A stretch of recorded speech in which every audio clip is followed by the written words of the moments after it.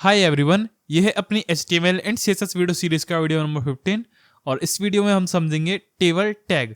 Table tag कैसे काम करता है और टेबल टैग का यूज करके हम HTML के अंदर एक टेबल किस तरह से बना सकते हैं। सबसे पहले हम टेबल टैग के बारे में थोड़ा सा और समझ लेते हैं। HTML table allows to developer to arrange data into row and columns. मतलब कि जो टेबल होता है उसकी मदद से हम अपने डेटा को रो और कॉलम्स के अंदर अरेंज कर सकते हैं।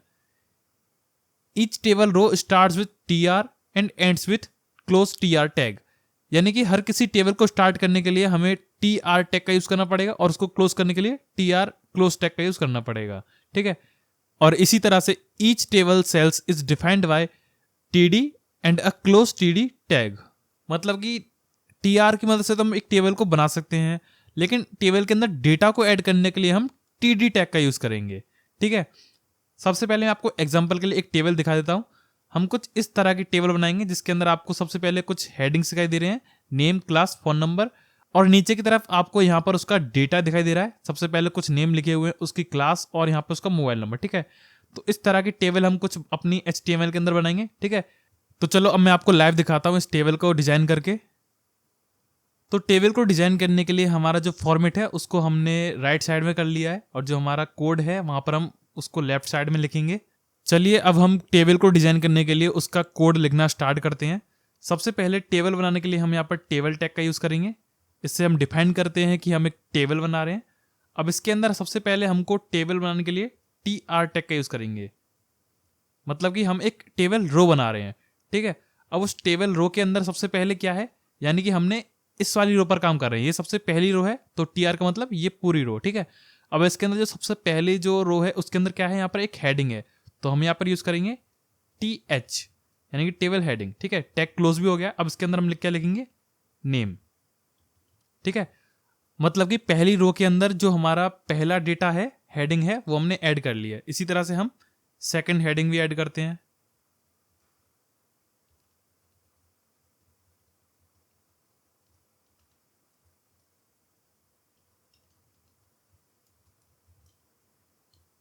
तो यहां पर हमने 3 हेडिंग्स ऐड कर ली हैं। कहां पर, टेबल की पहली रो के अंदर।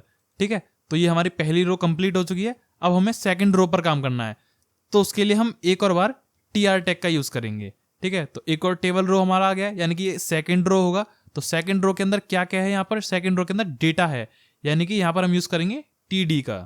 ठीक है, तो td से हमको क्या मिलेगा, हमारा डेटा मिलेगा। th से हमको हेडिंग मिली है, td से हमको उसका डेटा मिलेगा। ठीक है, अब यहाँ पर अपना डेटा ऐड कर लेते हैं।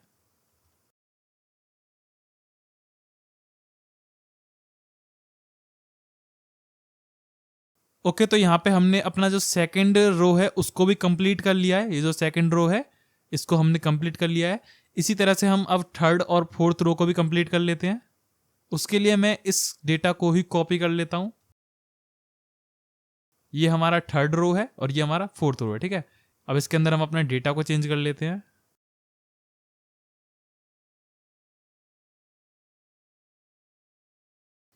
ओके, तो यहाँ पे हमने अपनी टेबल को कंप्लीट बना लिया है। ठीक है, एक बार हम अपने कोड का रिवीजन कर लेते हैं। सबसे पहले हमने टेबल टैग का यूज किया है और इसको क्लोज भी कर दिया ताकि हम डिफाइन कर सके कि हम एक टेबल बना रहे हैं। उसके बाद हमने सबसे पहले टेबल रो को सिलेक्ट किया कि हम एक टेबल रो बना रहे हैं, ये वाली रो। उसके बाद हमने उसके अंदर क्या क्या डेटा ऐड करना है, क्या क्या हेडिंग्स ऐड करनी है, वो यहाँ पर हमने ऐड कर दी है। तो यहाँ पर हमारी 3 हेडिंग्स आ चुकी हैं। उसके बाद अगला tr यानी कि अगला टेबल रो को सिलेक्ट करके हमने उसके अंदर 3 डेटा दिए हैं। तो ये हमारे 3 डेटा यहाँ पर इस तरह से आ चुके हैं। इसी तरह से आगे भी हमने काम किया है। अब इसको सेव करके और रन करके देखते हैं कि हमें किस तरह से शो हो रहा है। ओके, तो इधर आप देख सकते हो जो हमारा टेबल है वो कुछ इस तरह से शो हो रहा है। ये जो हमारा डेटा है एक रो और कॉलम में अरेंज होकर आ रहा है। लेकिन अभी यहाँ पर बॉर्डर की कमी है, बॉर्डर से हमारी टेबल और अच्छी दिखेगी। तो यहाँ पर हम बॉर्डर बनाने के लिए क्या करेंगे, अपने टेबल के अंदर हम एक कोड लिखेंगे, टेबल बॉर्डर। ठीक है, बॉर्डर एट्रीब्यूट का यूज करेंगे हम यहाँ पर।